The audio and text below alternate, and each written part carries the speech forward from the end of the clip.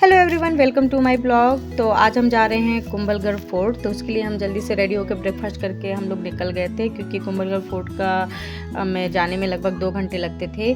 और तो हम निकल गए थे वहाँ के लिए। रास्ते में कुछ इस तरह का व्यू दिखा, तो वहाँ हमने कुछ देर रुके और वहाँ पिक्स वगैरह और वीडियो वगैरह बनाए। उसके बाद हम दोबारा मतलब गाड़ी में बैठ के कुंभलगढ़ फोर्ट के लिए निकले। तो ये अरावली की पहाड़ियाँ हैं जो बहुत ब्यूटीफुल लग रही हैं। कुछ इसी तरह का रास्ते का व्यू था। तो कुछ ही समय बाद हम कुंभलगढ़ फोर्ट पहुँच जाते। कुंभलगढ़ फोर्ट बाहर से आउटर में कुछ इस तरह से व्यू दिखता था, जो बहुत अच्छा आर्किटेक्चर था। मतलब वहाँ की जो कारीगरी की गई थी वो बहुत अच्छी थी।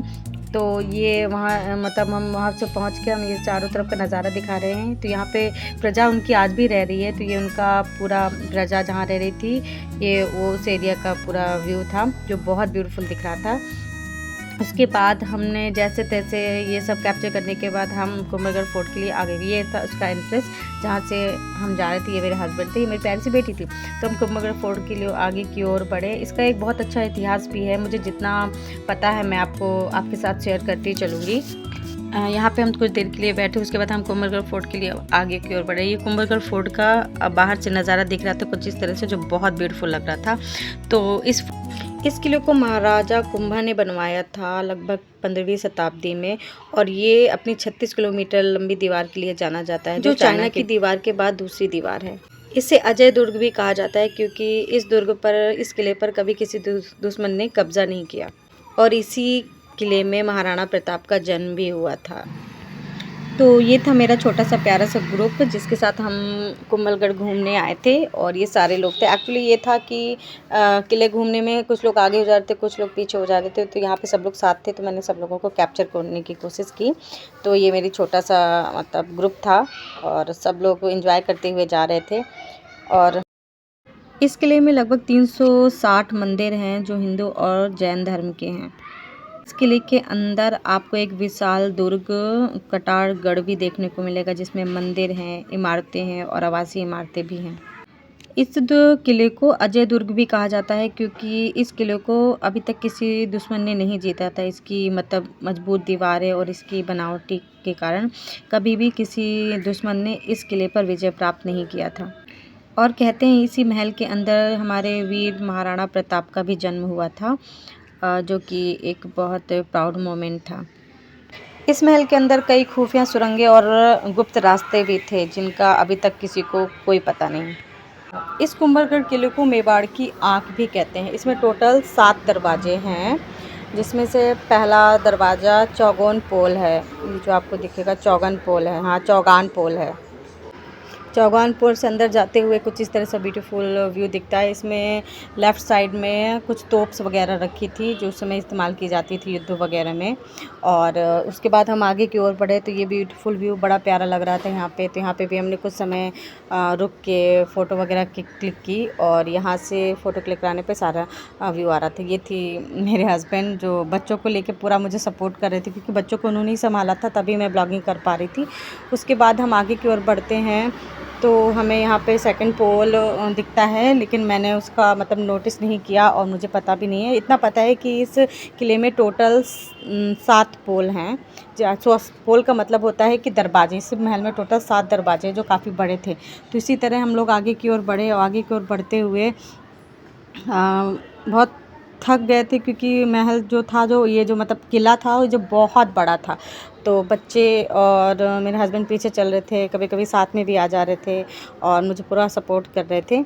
तो हम सब साथ में एक दूसरे के आगे बढ़ते जा रहे थे। उसके बाद हमें एक नेक्स्ट पोल दिखा, नेक्स्ट दरवाज़ा दिखा, जो कुछ था, लेकिन मैंने ध्यान नहीं दिया। इसकी मतलब जो दरवाज़ा पे थे ना, वो बड़े भी यूनिक थे, बड़े मतलब अच्छे तरीके से थे। मतलब लगता था कि हाँ मतलब इतना मजबूत तो पिछले ज़माने में ही होता होगा। और फिर उसकी ओर हम आगे की ओर बढ़े, तो यहाँ से भी कुछ इस तरह से व्यू दिख रहा था, जो बहुत प्यारा था। और यहाँ पे मेरा बेटा मस्ती कर रहा था, हेलो एवरीवन इस टाइप का बोल रहा था। तो कुछ लोग पीछे मुड़ के देखने लगे कि कौन ब्लॉगिंग कर रहा है। उसके बाद हम आगे की ओर बढ़ गए। कहते हैं इस किले में एक और गढ़ है, विशाल गढ़ है, जिसे कटारगढ़ कहते हैं। जिसके अंदर मंदिर और आवासीय इमारतें आगे की ओर बढ़ने पर हम कुछ इस जगह पे पहुंचे। ये बहुत ज़्यादा डीप था। यहाँ पे मतलब पूरे किले का पानी स्टोर करके रखा जाता था, जिससे कि किले में पानी की कमी ना पड़े। तो ये बहुत डीप था और मतलब इसमें पानी भी भरा था, लेकिन 700 साल से पानी भर रहा होगा कंटिन्यू, तो इसमें कितने सारे कीड़े वगैरह होंगे, सांप वगैरह। उसके बाद हम नेक्स्ट पोल में पहुँच जाते हैं। नेक्स्ट पोल में पहुँचने के बाद यहीं पे आपको भवानी का मंदिर देखने को मिलेगा। तो हम अंदर की ओर घुसे तो हमें कुछ इस तरह का आर्किटेक्चर बना हुआ दिखाई दिया, जिसके अंदर हमने एंट्री ली। तो ये बहुत लंबा था, अंदर पत्थरों से बना हुआ था, लेकिन ये बहुत लंबा था और इतना ठंडा था कि मतलब हम सोच नहीं सकते थे कि कितना ठंडा है।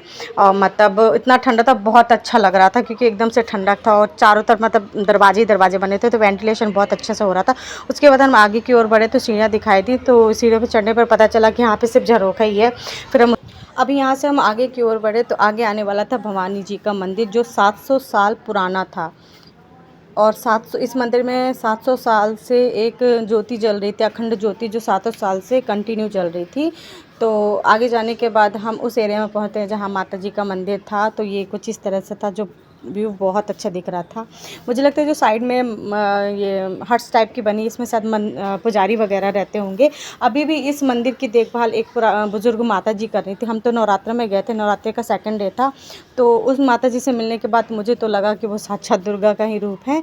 और यहाँ पे बड़ा सा बोर्ड लगा था। तो यहाँ पे हम सब लोगों ने अपना शूज़ रिमूव किया और हमारे पास बॉटल था, तो उसमें हमने हाथ धुला और हाथ धुलने के बाद हमने मंदिर में एंट्री ली।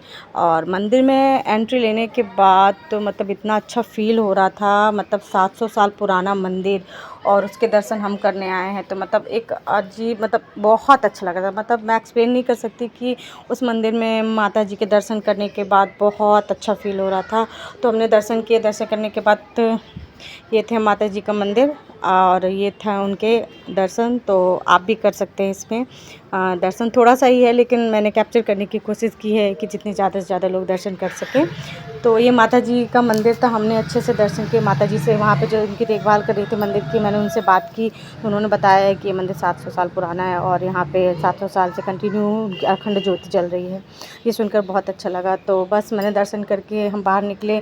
तो मेरे हस्बैंड कुछ देर के लिए वहाँ पे बैठे, क्योंकि उनकी आदत है जब भी वो मंदिर में जाते हैं तो वहाँ पे कुछ मिनट ज़रूर बैठते हैं शांति से एकदम से। और मैं तो मतलब शूट करने में लगी हुई थी, तो वो कुछ समय बैठे, बच्चे थोड़ा देर एंजॉय किए।